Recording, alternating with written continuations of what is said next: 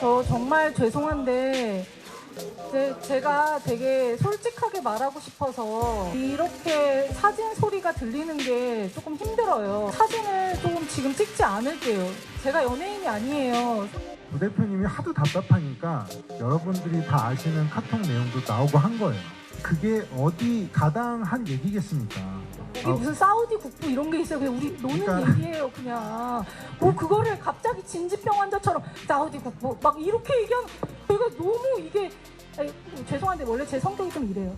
그냥 아니 이 아저씨들이 미안하지만 들이 나 하나 죽이겠다고 이렇게 온갖 막 카톡을 막 야비하게 막 다 캡처해가지고 그래서 제가 1대1로 이거 응답을 하기 싫었던 거예요. 수준이 너무 낮아서.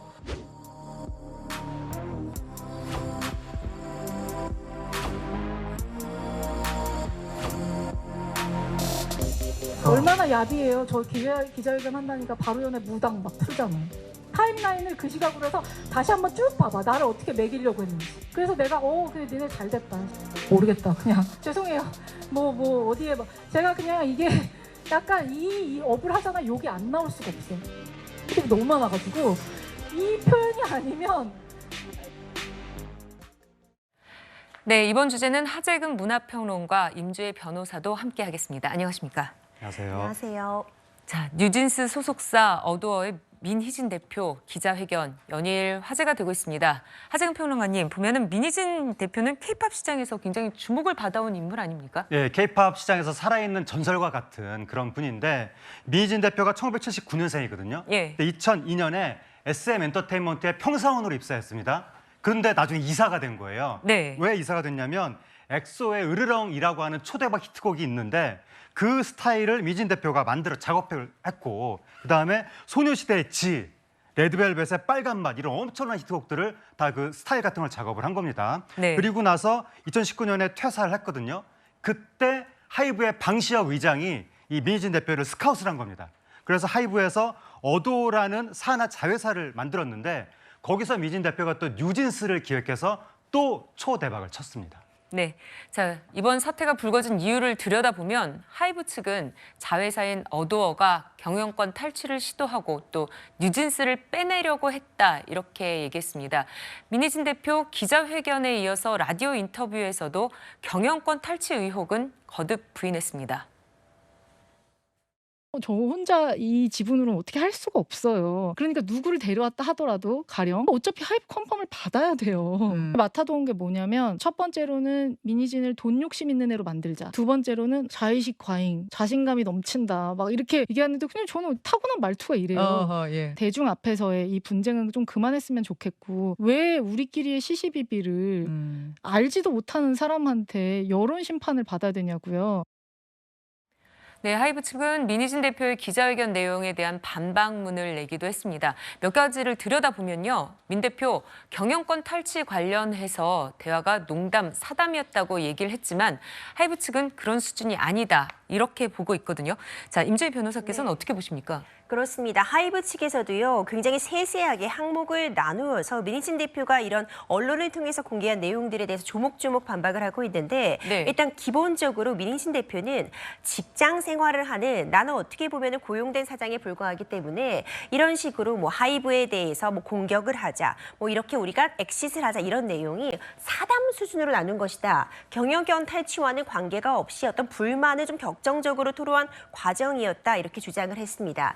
이에 대해서요 하이브 측은요 그런데 그 사담을 나눈 그 당사자라는 사람들이 사실상 어도어의 핵심 임원들이었거든요. 예, 그렇기 그렇죠. 때문에 어떤 어도어의 가장 중요한 정보를 실제로 접근할 수 있고 이를 활용할 수 있는 당사자 간에 이렇게 구체적으로 엑싯 시점을 설정해 두고 그리고 풋옵션을 통해서 우리가 현금화, 주식을 현금화하는 그런 시점 등을 특정해 놓은 이런 대화를 나눈 것은 결코 사담이라고 볼 수 없다. 이렇게 재반박을 한 상태로 결국 계속해서 그 입장이 반복되면서 이에 대한 평가 법원으로까지 갈 그럴 예정으로 보입니다. 네. 자, 그리고 양측은요, 경제적인 보상을 두고도 대립을 하고 있습니다. 민 대표는 기자회견에서 연봉 20억 발언을 했는데 하이브 측은 2023년 성과에 대한 인센티브가 20억 원이었고 민 대표가 하이브 내에서 연봉 1순위다. 이렇게 반박을 했네요, 박성규 의원님. 네.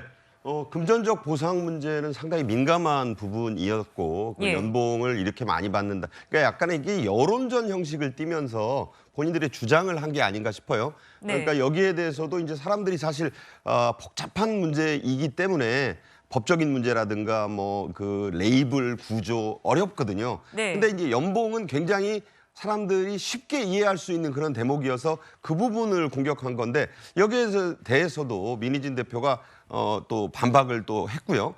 거기에 대해서 이제 또 하이브의 공방이 이어지면서 사실 이번에 놀란 분들이 많다 그래요. 네. 저 정도 성공을 시키면 웬만한 운동선수 못지않은 그런 고액의 그 연봉을 받는구나.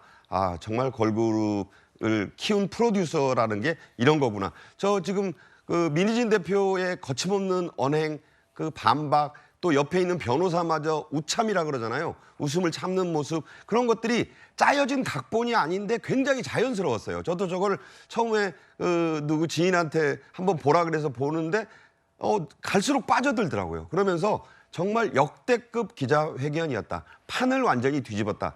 여담이 되겠습니다만 지금 예. 민희진 대표가 입고 나온 아마 제가 저 외국제 브랜드의 모자, 스포츠 모자 아닙니까? 그다음에 저 상의 이런 것들이요 순식간에 완판이 됐다 그래요. 그래서 이게 정말 그 요새 좀 우울한 뉴스들도 많고 별로 이렇게 흥미를 끄는 뉴스들도 없었는데 이게 단순한 그 어떤 걸그룹의 공방을 떠나서 굉장히 신선한 충격으로 여론을 모았고 그런 여론몰이의 한 중심에서 민희진 대표가 그야말로 역대급 뒤집기 기자회견을 했다는데 저도 개인적으로 동의합니다. 네. 자, 그리고 이번 사태로 주주 간 계약 문제도 수면 위로 떠올랐습니다. 이와 관련된 민 대표의 목소리 들어보시죠. 제가 하이브랑 이상한 계약을 맺었어요. 주주간 계약이라고. 이거 밝히면 안 돼서 제가 내용을 못 밝히는데 영업금지는 고치려고 했죠. 제가 영원히 노예했어요. 네, 하이브 측은 어느 업종이나 흔히 있는 일이다 이렇게 반박을 했습니다. 자, 그렇다면 변호사님, 주주 간 계약이란 게 어떤 거길래 이렇게까지 분쟁의 불씨가 됐을까요? 그렇습니다. 저도 처음에는요, 감정의 골이 깊어진 것까지는 이해를 할 수 있을 것 같은데 왜 이렇게까지 초대형 로펌들까지 붙는 전면전까지 갔을까라는 점이 좀 의아한 부분도 있었거든요. 예. 근데 사실상 핵심은 지금 언급된 이 주주 간 계약이라고 볼 수 있을 것 같습니다. 간단히 좀 정리를 해보자면요. 어도어의 지금 대주주는 하이브입니다. 왜냐하면 하이브가 사실 처음에 100% 출자를 해서 만들었던 회사거든요. 예. 거기에 대표이사가 민희진 대표인데 작년에 일정 부분 그 주식을 민희진 대표가 가져오게 되면서 18%가량을 보유하고 있고 그 외의 사람들이 2% 정도를 보유하고 있는 상황인데요. 그렇기 때문에 여기서 주주라는 것은 어도어의 주주인 하이브와 또 어도어의 또 다른 주주인 민희진 대표, 그러니까 두 주주 간의 계약이라고 볼 수 있을 것 같습니다. 그런데 이 민희진 대표가 지금 주장하고 있는 부분은요. 경업 금지라는 조항인데 네. 이 경업 금지라는 것은 만약 민희진 대표가 지금 주식을 보유하고 있는데 이 주식에 또 풋옵션이라는 것이 걸려 있어서 일정 시기가 되면 그 주가가 오르던 내리던 관계없이 특정한 정해진 금액으로 이 주식을 하이브에 팔 수 있는 권리를 행사할 수 있거든요. 네. 그럼 만약 민희진 대표가 이 주식은 다 팔고 현금화한 다음에 바로 다른 동일한 이런 K-팝 시장과 관련된 업종을 다시 세워서 회사를 독립해서 나간다면은 하이브 측에는 굉장한 손해가 될 수 있기 때문에 주식을 팔고 나간다거나 일정 기간 지금 대표를 운영하고 있는 이 기간 동안 동종 업종에서 일하지 못한다는 내용을 담고 있는 겁니다. 근데 경업금지 조항은요, 우리가 일정 부분 어떤 기술 탈취나 이런 부분을 보호하기 위해서 통상적으로 주주 간 계약에 들어 있는데요. 예. 지금 민희진 대표가 문제 삼고 있는 부분은 그렇다면 경업금지를 평생 앞으로 민희진 대표가 영원히 하이브만 다닐 수는 없는 노릇이잖아요. 그 기간이 특정되게 되는데 그 기간이란 것이 대표이사와 같이 하이브에 지금 재직하고 있는 동안 경업금지를 하지 못한다. 이 부분 타당하다고 볼 수 있겠죠. 네. 그리고 한 가지가 더 붙어 있는데 이 어도어의 주식, 지분을 갖고 있는 한 경업금지가 지금 걸려 있는 것으로 지금 전해지고 있거든요. 그런데 이 민희진 대표가 갖고 있는 주식 중에 일부는 풋옵션을 통해서 하이브에 지분을 팔 수 있는 권리를 갖고 있지만 일정 부분 5%가량은 하이브의 동의가 없이는 이 지분을 매각할 수 없는 것으로 되어 있다고 지금 전해지고 있습니다. 네. 그렇다면 민희진 대표 입장에서는 만약 하이브가 주식을 파는데 동의를 하지 않으면 그럼 난 영원히 하이브에 묶이는 것이냐 이런 부분에 문제 제기를 하고 있는 것처럼 보이고요. 예. 결과적으로 이 부분에 대해서 어떤 조항에 있어서 해석에 있어서 문제가 발생해서 수정을 요구했으나 하이브 측에서는 이에 대해서 뭐 제대로 받아들여주지 않고 또 민희진 대표는 이 과정에서 뭔가 하이브가 받아들여질 수 없는 그런 제시를 다시 하면서 지금 이 갈등이 더 격화되고 있는 것으로 보입니다. 네, 결국에는 또 이 주식 관련 문제가 있는 거고요. 또 민 대표는요, 하이브의 1호 걸그룹으로 뉴진스를 데뷔시키겠다 이 약속을 깼다라는 언급도 했습니다. 하이브는 이에 대해서 뒤틀린 해석이든 기재다라고 반박을 했는데 김수민 평론가님, 이 공방은 어떨까요? 네, 일단 이제 민희진 대표가 주로 주장을 했던 내용이 특히 이제 르세라핌이라든지 이런 걸그룹에 비해서 뉴진스에 대해서 좀 차별을 했다는 취지로 주장을 계속 했거든요. 네. 그런 와중에 이제 방시혁 대표하고 있었던 그 단체 채팅방 대화 이런 것도 공개가 되곤 했는데 여기에 대해서 하이브에서는 반박을 하고 있습니다. 뉴진스의 어떤 데뷔랄까 이런 것들을 일부러 늦춘 것이 아니라 사실 이제 하이브에서 직속적으로 데뷔를 시킬 수 있는 부분이었는데 민 대표가 오히려 이것을 이제 산하 레이블이죠. 어도를 통해서 이제 데뷔를 시키겠다라고 했기 때문에 그것 때문에 거기에 맞춰서 민 대표 입장과 주장에 맞춰서 오히려 데뷔를 시켜주느라 늦어졌다라고 일단 반박을 해서 예. 이 부분 또 계속해서 또 공방이 벌어질 것 같습니다. 네, 자 하이브와 민희진 대표 갈등은 고발로도 이어지고 있습니다. 하이브가 먼저 민 대표를 업무상 배임 혐의로 고발을 한 건데 그런데 여기에 대해서 임재 변호사님 법률 쪽에서 또 해석을 해볼 때 이게 과연 이 업무상 배임이 되는가? 이런 얘기도 나오더라고요.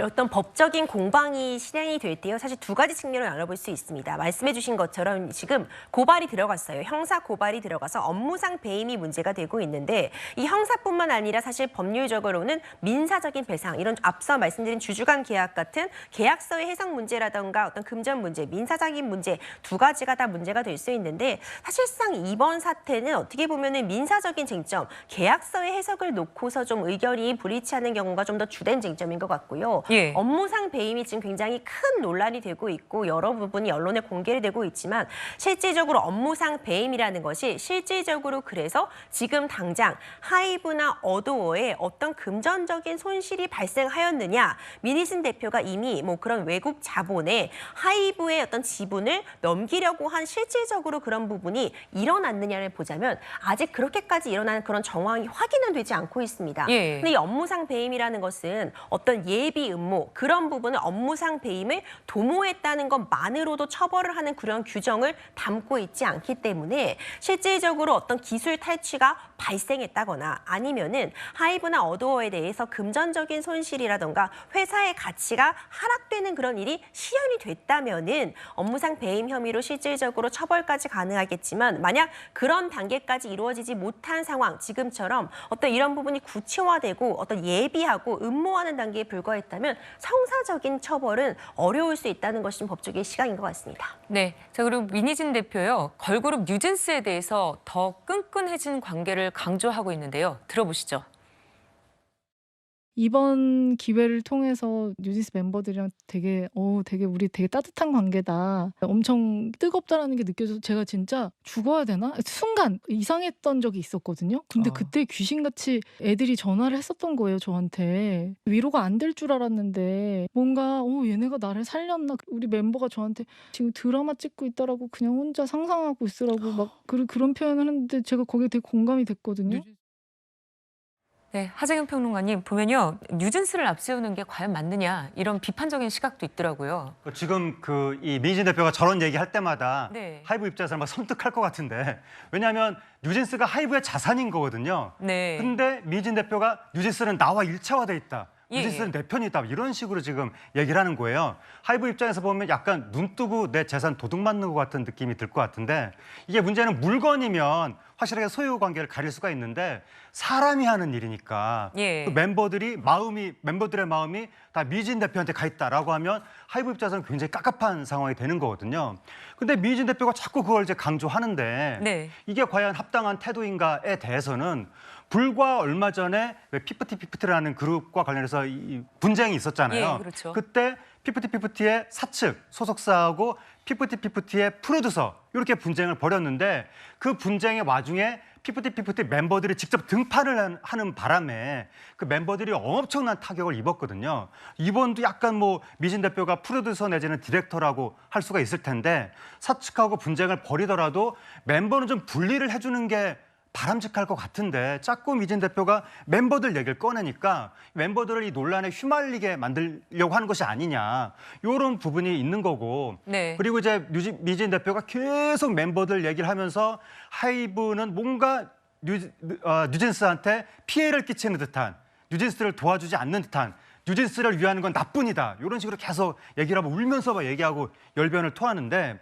근데 이번에 뭐 하이브에서 뉴진스가 데뷔 시기가 뭐 밀렸다느니 예. 아니면 또 왜 르세라핌 컴백하는데 하이브가 이런 분쟁을 터뜨려서 또 뉴진스 컴백하는데 컴백이, 예. 하이브가 분쟁을 터뜨려서 뉴진스한테 피해를 끼치느냐 이런 식으로 미진 대표가 주장했는데 하이브가 재반박한 거 보면 뉴진스의 데뷔 시기를 늦춘 것도 미진 대표 자신이고 컴백 시기에 분쟁을 일으키려고 했던 것도 미진 대표 자신이다. 그러니까 뉴진스를 볼모로 자기 이익을 챙기려고 했던 사람은 결국 미진 대표 자신 아니냐 이렇게 하이브는 또 반박하고 있거든요. 네. 그래서 양측에 지금 첨예하게 부딪히고 있기 때문에 사실관계는 또 지켜봐야 될 것 같습니다. 네.